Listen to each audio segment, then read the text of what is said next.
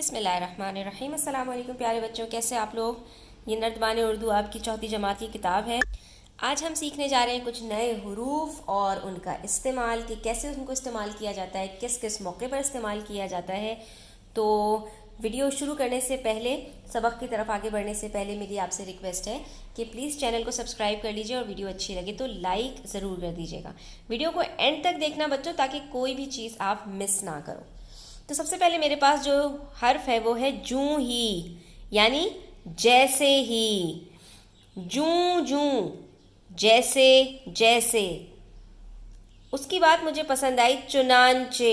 چنانچہ کا مطلب ہوتا ہے لہٰذا، اس لیے، جب تک، یہ تو آپ سمجھ سکتے ہیں، جب تک کوئی بھی کام نہ ہو، جس وقت تک۔ اور اس کے بعد ایک نیا لفظ ہے جہاں تک، یعنی جتنا، ایک کوانٹٹی بتانا، ٹھیک ہے، مقدار بتانا۔ تو آئیے ہم ان کے جملے بنانا سیکھتے ہیں کہ ہم مزید کس طرح سے اور جملے بنا سکتے ہیں۔ جوں ہی میں اسٹیشن پر پہنچا گاڑی چل دی۔ جیسے ہی مطلب میں پہنچا اور گاڑی چل پڑی۔ مزید مثالیں دیکھیے۔ جوں ہی میں نے بچے کی طرف دیکھا وہ مسکرا دیا۔ جوں ہی علی کمرے میں آیا بجلی کٹ گئی۔ اگلا لفظ ہے جوں جوں، یعنی جیسے جیسے۔ جوں جوں اندھیرا بڑھتا میری پریشانی بھی بڑھتی جاتی۔ جوں جوں وقت گزرتا گیا زخم بھی بڑھتے گئے۔ جوں جوں مریم بڑی ہوتی اس کا مرض بھی بڑھتا جاتا۔ اگلا لفظ ہے ہمارے پاس چنانچہ۔ اس کی بات مجھے پسند نہیں آئی، چنانچہ میں نے وہی کیا جو اس نے کہا تھا، ٹھیک ہے۔ اسی طرح صبا نے امی کی بات نہ مانی، چنانچہ ڈانٹ کھائی۔ آصف نے ہوم ورک کیا تھا، چنانچہ سزا سے بچ گیا، ٹھیک ہے۔ تو کسی چیز کی وجہ بیان کرنے کے لیے ہم چنانچہ کا لفظ استعمال کرتے ہیں۔ اس کے بعد اگلا لفظ ہے ہمارے پاس جب تک۔ جب تک مجھ میں طاقت ہے میں اپنے دشمن سے لڑوں گا۔ اسی طرح جب تک میرا کام مکمل نہیں ہو جاتا آج میں نہیں سوؤں گا۔ جب تک ابو میری بات نہیں مانتے میں بھوک ہڑتال کروں گا، یعنی بھوک ہڑتال جاری رکھوں گا، کھانا نہیں کھاؤں گا۔ جہاں تک مجھے علم ہے وہ ایک نیک لڑکا ہے۔ جہاں تک چاچا کی بات ہے تو وہ راضی ہیں۔ جہاں تک آپ سے ہو سکے مجبور کی امداد کر دیجئے۔ اب آ جائیے صفحہ نمبر 39 پر۔ یہاں پر مزید کچھ حروف آپ کو دیے ہیں جو آپ اپنی روزانہ زندگی میں استعمال کرتے ہیں۔ اگر، مگر، لیکن، ورنہ، بلکہ بہت زیادہ استعمال کرتے ہیں، ٹھیک ہے۔ اگر میں ایسا کرتا تو فلانا نہیں ہوتا، مگر میں تو یہ کرنے والا تھا، لیکن آپ یہ نہ کیجئے، ورنہ ایسا ہو جائے گا، بلکہ یہ کر لیجئے، ٹھیک ہے۔ تو ہم یہ الفاظ اپنی زندگی میں استعمال کرتے ہیں، روزمرہ زندگی میں، ٹھیک ہے۔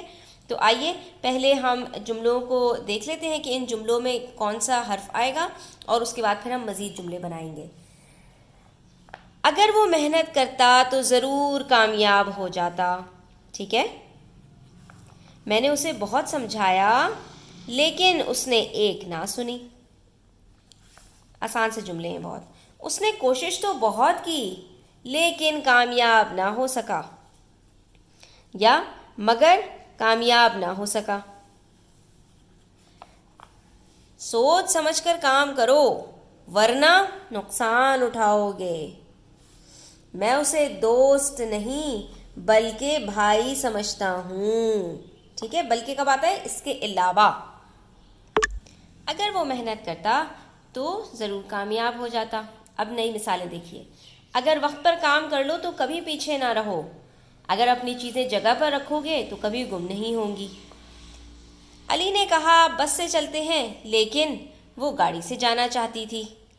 میں رات کو دیر سے سوئی لیکن پھر بھی صبح جلدی اٹھ گئی۔ یہاں پر تصحیح کر لیجئے گا۔ ڈاکٹروں نے بہت کوشش کی مگر حامد کو نہ بچا سکے۔ ہم صرف کوشش کرتے ہیں مگر کامیابی اللہ کے ہاتھ میں ہے۔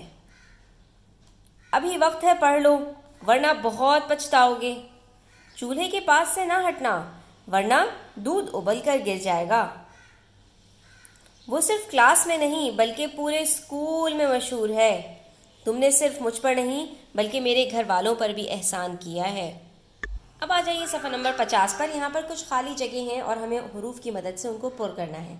امی نے بھائی سے کہا اگر تم محنت کرتے تو ضرور کامیاب ہوتے، لیکن یا مگر تم نے میری بات ہی نہیں سنی، بلکہ بچوں یہاں پر انہوں نے خود ہی لکھ دیا ہے بلکہ، ٹھیک ہے، تو یہاں پر بلکہ ہی آئے گا اور دوبارہ لکھنے کی ضرورت نہیں کیونکہ یہاں پہ موجود ہے۔ بلکہ اور زیادہ کھیل کود شروع کر دی۔ چھوٹی بہن کو دیکھو، وہ بیمار تھی لیکن اس نے خوب محنت کی اور کامیاب ہو گئی، ورنہ وہ بھی تمہاری طرح ناکام رہتی۔ تو کتنا آسان ہے بچوں، وہی سارے حروف ہیں جو ہم پیچھے پڑھ کر آئے ہیں اور ہم نے ان کی مدد سے یہ جملے مکمل کرنے ہیں۔ اب آ جائیے، آپ کے پاس کچھ الفاظ مزید دیے ہوئے ہیں، ہم نے ان کی مدد سے بھی جملوں کو مکمل کرنا ہے اور پھر نئے جملے بھی بنانے ہیں۔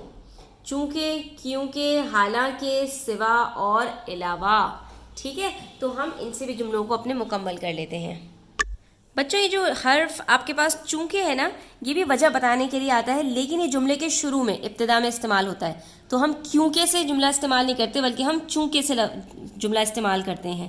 تو اگر یہ جملہ اس طرح ہوتا نا کہ میں آج اسکول نہیں جا سکا کیونکہ، یا وہ آج اسکول نہیں جا سکا کیونکہ وہ بیمار ہے، ٹھیک ہے، اگر وجہ جو ہے وہ بعد میں آئے گی تو کیونکہ کا لفظ آئے گا، اور اگر وجہ ابتدا میں ہوگی تو چونکہ کا لفظ آئے گا، ٹھیک ہے۔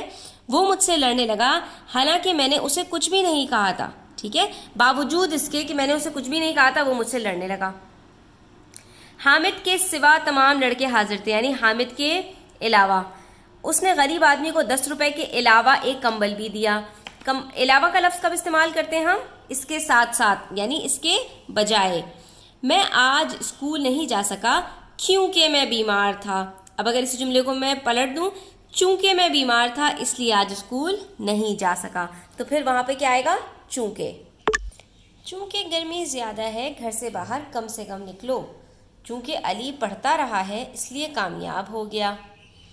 آپا نے بھائی کو ڈانٹا حالانکہ ان کی غلطی نہیں تھی۔ پتہ نہیں سالن میں نمک کیسے تیز ہو گیا، حالانکہ میں نے تو ذرا سا ڈالا تھا۔ اللہ کے سوا کوئی معبود نہیں، کلمہ طیبہ پڑھتے ہیں نا، استاد کے سوا سب نابینا تھے۔ امی نے میٹھے کے علاوہ سب کچھ پیش کر دیا، میٹھا بعد میں دیں گی۔ ہم نے بچوں کے علاوہ بڑوں کے لیے بھی تحائف خریدے۔ میں کل دیر سے جاگی کیونکہ رات دیر سے سوئی تھی۔ احمد نے سب کچھ مٹا دیا کیونکہ سب غلط لکھا تھا۔ تو بچوں یہاں پر آج ہمارے حروف کا سبق ختم ہوتا ہے۔ ویڈیو کو اینڈ تک دیکھنے کا بہت شکریہ، اپنا بہت خیال رکھیے گا، اللہ حافظ۔